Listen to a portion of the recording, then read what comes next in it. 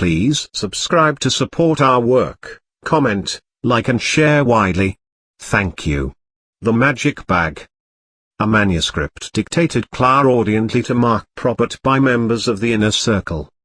We of the Inner Circle dedicate these writings to all those who earnestly seek the light within. The tenets of our organization are: that man is born in love and is a free agent, that knowledge is cosmic honey and man should not only be permitted to gather this honey, but should be aided and abetted in doing so. Yardadi Shiite. Preface. To all those who seek the light, we of the Inner Circle feel it indispensable for you to know that all that is written within these pages are not put forth with the thought that they should be taken as indisputable facts or ultimate truths, but merely as aspects of truth as seen from our particular point of observation. All of us subscribe to the doctrine of variability, and if we so confess our beliefs we must adhere to them at least until such time as we may find something that will seem closer to the truth. In respect to all such writings as these, we think it understandable that much must be expressed in allegory. The phenomenon of life does not at any time lend itself to unchangeable conditions. We think it takes no great amount of intelligence to see that if the law of change governs a segment of the universe, it must be the governing factor of the universe as a whole. As we abhor dogma in others, let us pray that we ourselves do not fall into its binding meshes. The Inner Circle Clairaudiently. The Control. Lao Tzu explains the title of this book. The Magic Bag. What do we mean by this? What is the bag? The bag is consciousness, and in this bag is all. Now, a bag appears to have two sides, an inner and outer, but it does not really, for if there were an actual outer and inner, the bag could not be turned inside out, because there would be no interrelationship between them, which means they would be two separate things. When we enter into the physical chemical world, we are turning the bag inside out. And when we return to other states of consciousness apart from the physical, we are turning it back again. However, the belief of the going in and out of consciousness is but Maya, illusion, for in truth we are the bag and all that is in it. Foreword. When I dictated the foreword for the Magic Bag in 1950, feeling almost certain that there was to be another global conflict, I expressed my feelings accordingly. However, time, the great prover of all things, has shown that I erred in my judgment, but perhaps I can console myself by asserting the obvious, that even though the nations of the world have failed as yet in their efforts to create a shooting war, it can hardly be denied that they will have to talk themselves to death to avoid it. And as it has often been said that words can be more deadly than bullets, it seems that man has no choice about dying, but only in the way he is to die. The word death, as many of you already know, does not mean dissolution of the body only. It also means being cut off from truth, and this is a far worse condition for the human being than physical death. Now, there is a truth that says, man is born with the seed of his own destruction within him, and until he becomes consciously aware of the vaster side of himself, he will continue to sow and reap the fruits of that seed. The basic nature of this seed is called fear of the unknown. As far as the physical world is concerned, the first manifestation of fear of the unknown is felt in the psyche at birth and is called birth trauma. The fact of the matter is that fear, or something very closely related to it, is set up in the psyche of all living things when any one of those things is about to make a move from a point with which it is familiar to one with which it is not. If we accept all this as being true, then we must suppose that fear is one of the natural properties of the psyche, from amoeba to man. Man, on the other hand, can be so illuminated regarding the nature of his own being that fear, along with the other clements that belong to the lower emotional psyche self, is washed out. This washing out process is called conscious self-development. I preface the word self-development with the word conscious, because this development is an activity of the highest order and can only be effective when practiced with conscious attention, not only upon what one is doing but upon the reason and purpose of so doing. Self-development is an effort to get conscious control over the lower emotional self. But why would one want to get control over the lower emotional self? The answer to this is that one has lived with it for a given period and has suddenly discovered it to be an ass, a schizophrenic paranoid ass. The real imp of darkness which creates raging storms in the minds of men which drive them to self-destruction. As often as not, when one comes suddenly upon the realization of the ass within himself, it so appalls him that he feels compelled to rid himself of it in a hurry. This urgent sense of the need for haste moves him, and I suspect, after a time, rather drearily, into numerous fads and fetishes, such as severe diets, abstaining from sex and meat, and no doubt the practicing of certain forms of yoga breath. Now, while all these things have their own merits and are very useful in their time and place, they will do little toward quieting down the ass within us where we can get it under our conscious control. Teachers in the past, at least some of them, instructed their students of life that if they hoped to be free from the torments of physical living it would be necessary for them to kill the ego self. I fear, however, that to kill the ego makes one into a stoic. A stoic is a person who is totally indifferent to either pain or pleasure and is equally lacking in the qualities called love and compassion and is, therefore, a zombie or a living dead person. Love and compassion are things that make the difference between the beast or the human in us. While there is, as I've tried to make clear, a great necessity for the individual to get conscious control of that part of the ego called the lower emotion self, I have done so only because I know that in the accomplishment of this very difficult task we will be better humans. By better I mean saner. The statistics of psychiatry show that while larger masses of people, especially those in the western half of the world, are suffering less from physical diseases, mental ailments are growing at an alarming pace. It is, of course, unnecessary to study the merciless charts of statistics to assure one's self of the truth regarding the mental state of the human race, for the information is brought directly into our homes via news tabloids, radio, and television, but it is practically useless for one to be made aware that he is mentally ill if he still does not know what is causing his illness. Now, in seeking causes for the many woes that beset the human race, both individually and in mass, we must accept the fact that man's intrinsic nature is mental and, as such, it is a total stranger to the condition called the physical-chemical world. While this theory may seem odd to those of us who have been taught that the physical-chemical world is a creation of the mental self, we will see that there is nothing odd about it when we realize that it was, in the beginning, a completely unconscious creation. Then, slowly, through the process of what is called evolution, it became a conscious creation by forming a sensory organism to function through. At the moment the mental self became aware of its dream called creation, it lost awareness that it was the dreamer, and so plunged itself into a world of suffering. The conscious self is the sensory emotional self and is, therefore, the ass that is constantly braying to high heaven that it is being imposed upon, but it can do no other than this until some light from the Creator, the unconscious self, seeps through to inform it, you are but a dream, and you will vanish as you waken in me. In the Christian Bible, the man Jesus is at times depicted as riding a donkey, or ass. This is a symbol of the higher self having conscious control over the lower self. The ass represents the Jesus, the ego self, over which the Christ consciousness has control.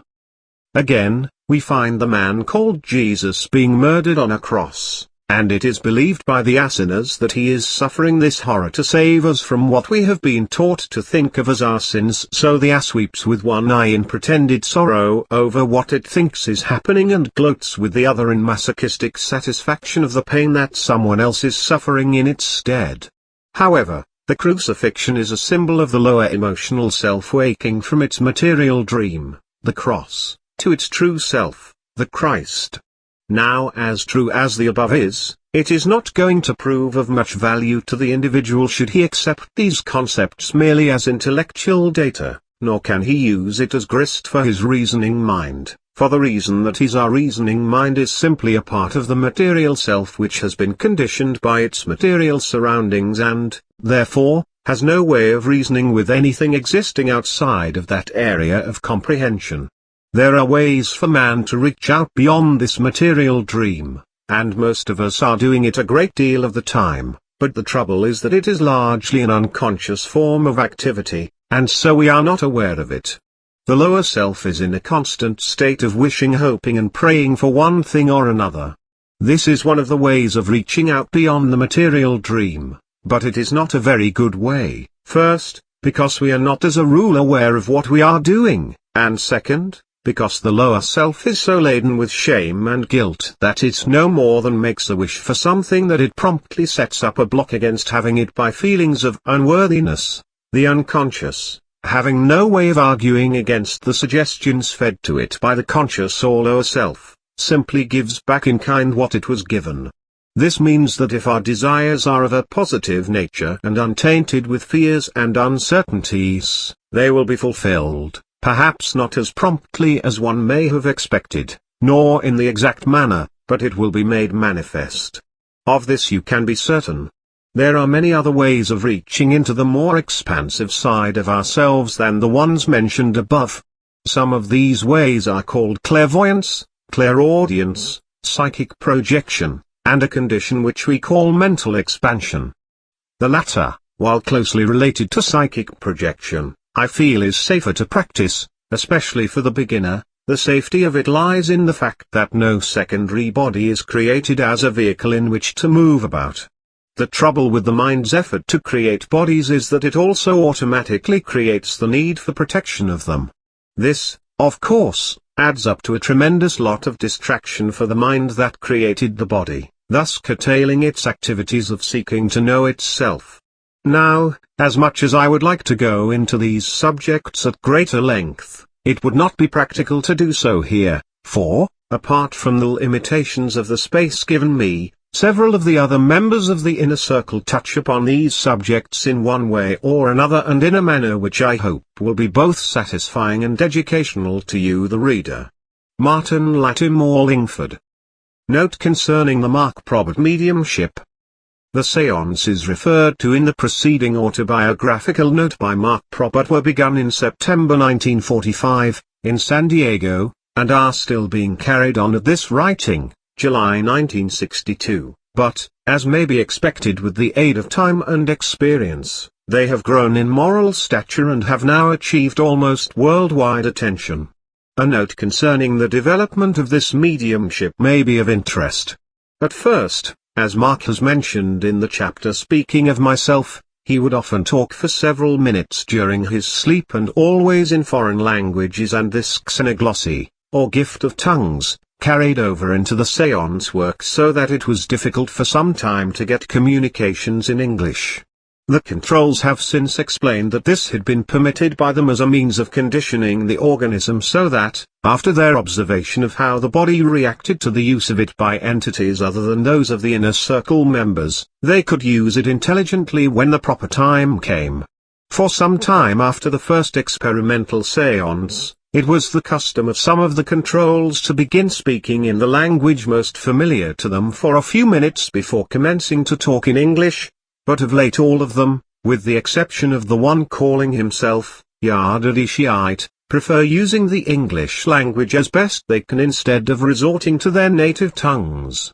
The principal controls have not shown themselves to be suggestible in any way, and there is nothing to indicate that they are not exactly what they seem to be, normal and fully integrated human personalities. They welcome free discussions and will deliberate at length if it seems to serve a useful purpose. The séances have been attended from time to time by psychologists, hypnotists, medical men, physicists, and other workers in the sciences, and the controls have shown themselves abundantly capable of holding their own in discussions with them. Nearly all of such conversations have been outside the medium's scope of education, vocabulary, and normal interests. Finally, it should be noted that the controls specifically disclaim any pretense to omniscience. You will get nothing but opinions on all the planes, and are very cautious and reserved in making predictions, saying in effect, we have more means of information than you do, and can see a little further and more clearly, but we are always subject to error from unforeseen decisions on your plane as well as by other natural imitations. All sittings are conducted in full daylight or in good artificial light, without formalities or any kind of religious ceremony. Some of them are held in private homes. Where the number of people in attendance is limited, there is naturally a freer exchange of ideas on occult and scientific subjects than is possible where people gather by the hundreds, as in large public halls. In these sessions, the seeker for the sensational doubtless would be disappointed at the lack of what he may think of as the strange and the abnormal. The people simply sit and talk quietly, and Mark, more often than not, may be talking and laughing with the group when one of the controls will take him over and entrance, or put to sleep his conscious mind, and begin to speak through his lips. Sometimes the controlling entity may begin by using a topic that someone in the group had been discussing, or he may start with a subject of his own. He may talk from an hour to an hour and a half and then ask if there is anyone in the group who would like to ask questions regarding the things that he had been talking about. If not, then anyone is free to ask questions about any subject desired. These sessions generally last for 2.5 hours, but at certain private sessions where scientific subjects have been discussed, they have lasted for as much as 5 hours, with Mark in trance most of that time. In the early days of the work, 5 to 9 controls would come through at a session, but it was not long before they decided that there was nothing to be gained by so many of them using Mark's body at one time, and that, if continued, it might prove to be detrimental to his own personality. So they cut the number to 2 and never more than 3 at a session. As a rule, at the end of sitting, Mark feels rested and refreshed, and the work seems to have greatly benefited his general health. What I have been saying refers to the séances. But it should be clearly understood that the manuscript of this book was not received in that way, with the medium in trance. This manuscript was dictated to Mark through his gift of clairaudience. If or when a communicator, not control in this case, wants to say something, he begins to talk, and Mark hears the words in much the same manner as he hears any of the normal physical sounds. Only in cases of this kind, the auditory system seems to be attuned to octaves of sound that is beyond the normal range of the human ear. These communicators are no respecters of places regarding the dictating of the material for this book. They have started their dictations on trains or buses, in restaurants or anywhere else where they happened to find Mark. However, if he was not prepared to take their dictations, he would simply ask them to return when he would be in a better position to do so. I think it should be noted here that these invisibles have never imposed themselves upon Mark at any time and have been entirely cooperative with anyone showing any real interest in them and in their efforts with man here on Earth. In time, Mark decided to carry a pencil and loose-leaf notebook, and, conditions permitting, he gladly took down what the communicators had to say wherever he happened to be. These dictations may have lasted any time from a few minutes to an hour or so, and then, for no apparent reason, the communicators may have become silent for weeks or months on end and suddenly come back to pick up the discourse just where they left off. Apparently one or another of these unseen friends is with Mark constantly, and they make references in his words and actions as they have observed them. In fact, they seem to know innumerable details of the lives of all of us who are closely associated with his mediumship. A casual complaint of mine about living in a goldfish bowl universe caused them some amusement. Quite right, they said. But why should anyone want to hide anything? We have all done and said exactly the same sort of things. A word about the organization of the material in this book. If it can be said to be organized, on the whole, we have presented the communications in the sequence in which they were given. That means that each communicator talks on his own theme, and whether it has anything to do with the preceding subject or not is of small concern to him. To try to organize this material into a systematic treatment of different subjects would be very difficult, and would fail, moreover, in giving a true picture of the whole remarkable process. And we hope the reader will realize also that impromptu talks when set down on paper often lack literary virtues. The verbiage is not always pruned and refined and clarified in good textbook style. This casual and conversational manner is, of course, more manifest in the hundreds of pages of the seance reports and Kali record of meetings held in which the conversations of almost all of the main group of controls as well as numerous other beings have been transcribed. It is also present in the clairaudient dictation of this manuscript of the Magic Bag, as the critic of literary form will easily discover. We close this note with a brief quotation from Nanda Fordor's Encyclopedia of Psychic Science. In his article on mediumship, agreement is now nearly general that mediumship is not pathological. It is not a development of certain abnormal states like hysteria. Confusion arises from the fact that supernormal phenomena use the same channels of manifestation as abnormal phenomena. The latter are degenerative. The former are developmental and show the promise of powers as yet unknown. Flournoy says, "It is far from being demonstrated that mediumship is pathological, it is abnormal in the sense of being rare, but rarity is not morbidity. The dominant view among savants is that it is a superior, healthy, and advantageous faculty, not a pathological parody or morbid caricature."